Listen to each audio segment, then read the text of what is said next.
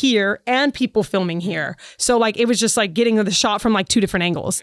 And so he was like, oh, sorry, we just needed it one time. I said, pack up all your shit and get the fuck out of my house.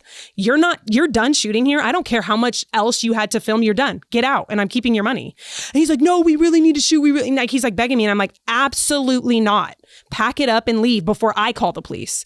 And so at this time, Jake's like on his way home, and Jake gets there, and I'm like kind of informing him of the story. And the DP, I like sat there and I asked him, and I was like, hey, how long have you been filming? Like, how long have you been in the industry? And he's like, what do you mean? I was like, how long have you been filming in this industry? And he's like, I don't want to like Reese Witherspoon you or anything, but I've been filming longer than you've been alive. And I said, well, then you fucking know better. Don't disrespect me and my neighborhood and my house and my business the way you just did. If someone tells you not to do something and you've been in this industry for longer than 27 years or 28 years, however old I was at the time, then you know better than to do that. Yeah. And so I ended up making them pack their stuff up, and then they messaged me like a day later, and they needed to rent the space for 2 more days. And I was being such an asshole that I was like, nope, sorry, can't film here. Yeah. Go figure it out somewhere else. So now you have to start your production all the way over because they needed 2 more days to shoot at the house at different stuff. That's what people don't understand. Like, they think they can just get away with drilling a hole in the wall or getting this shot. It's like, as a filmmaker, they're just more concerned with their shot list opposed to like actually being a good human. Right. You know? Right. That's so that crazy. was probably like the toughest day, or one of the toughest days I've ever had. Most people, I'd be like, hey, you can't do that. And they'd be like, oh, my bad. And we'd carry on. And so sometimes it's like people do forget, or maybe they're like so much going on. But that is a blatant like, yo, she's inside, go shoot. Right. Because like we have this rule like in this house, because it was all carpet, of like, you can't eat or drink in here. And there'd be all the time people like a grip guy would be walking, like just walking and eating. And I know they're so focused on like work that I know it wasn't intentional. Yeah. So just be like gentle reminders all day. But then there's some people, and you could tell at the beginning of the day, they were just going to be difficult all day long. Yeah. And it's just like give or take. But I would say over 90% of the people are really easy and nice to deal with. You just get those few and far between people that just don't care. I mean, the one that stands out to me the most is the guy that claimed we stole his laptop. At Eclectic West, a guy had a shoot. He left his laptop on the ground somewhere at Eclectic. Days later, claimed, that we stole it, filed a police report that we stole it, and wouldn't, then we found it. Dan found it on the ground of the dome.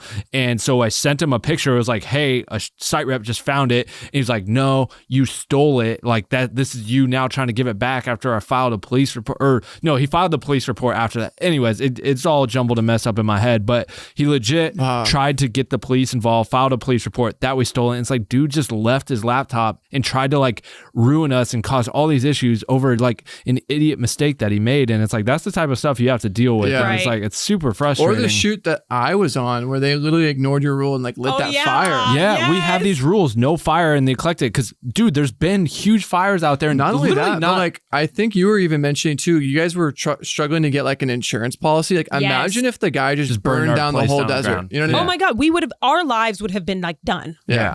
But like for them, it's just like, just get it quick. Yeah. And it was like, I was in a really awkward situation because like I didn't see that it was on the shot list. Yeah. But it was just like, and then Dan's site repping, and he's, which actually my story is a Dan story. Love it, Dan. But yeah, dude, it's crazy. But basically the producer used you as a crutch and was like, oh, Tom's there, it's fine. He literally, like, I think, said like, oh no, Tom told me it's okay. And I'm like, I know Tom, and he wouldn't do that to us. And I have no involvement in that property, so don't use me as like a bargaining chip. Right. Yeah, I think because we do so much together, everyone just associates every little thing as us together. And I think people are like, he thinks that you are a part of Eclectic in that way, which is like, oh, Tom said it was cool and was using your name. It's like, he was trying to actually have me site rep and DP it. I'm like, because he's trying to be cheap. Yeah.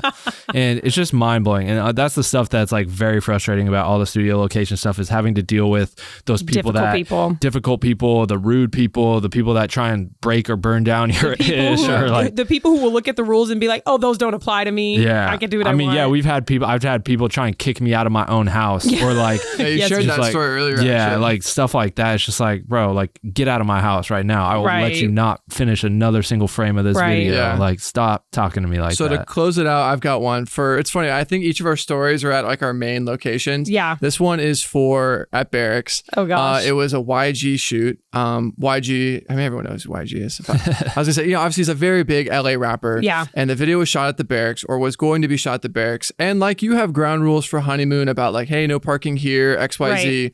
We have rules as well. I mean, obviously, like, it's a shared space. It's a commercial building that have other tenants. And we have 4 designated parking spots per our lease that you can park your grip truck, your director, and then there's street parking. And we tell that, we send maps, all that stuff. Literally 50 people, like a caravan, like literally Mad Max style, car, just start flooding the parking lot. And our landlord, bless his heart, is like this 70-year-old Armenian dude, very little English, just like, Travis, Tom, what is going on? Like freaking out. And Dan, I mean, little 5'5" white dude is trying to single-handedly like control this. And it's like, and I literally told him, I was like, yo, like you need to go over and turn off the power breakers and kick all those cars out, or we're going to literally compromise our lease. Like this $1,000 booking is not worth us losing our business. And I felt bad because it's like, I mean, you have other people, and he literally did that. He literally turned off all the lights, said, you guys move your cars or you're done. And it was just like a very stressful, tumultuous situation. Yes. There's definitely times where like shoots can get really stressful. And I just like get off of that point is,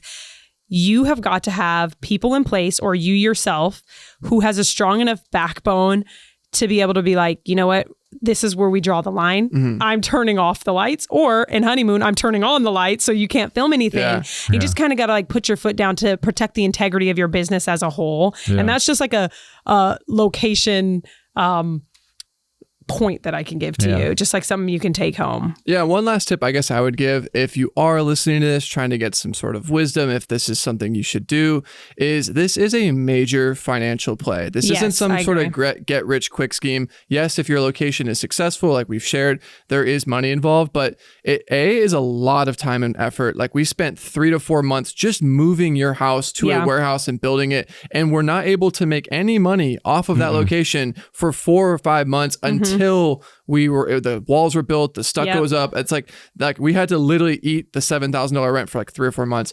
And not only that, when you are getting into one of these buildings, because I think a lot of people are probably not just buying houses, you're signing a 3 to 5 year commercial lease. So after the first 6 months, if this just isn't for you, you are locked into paying that for 5 years, and they can literally sue you and take you to court. So it's like, you see, obviously there is some cool opportunities with the space.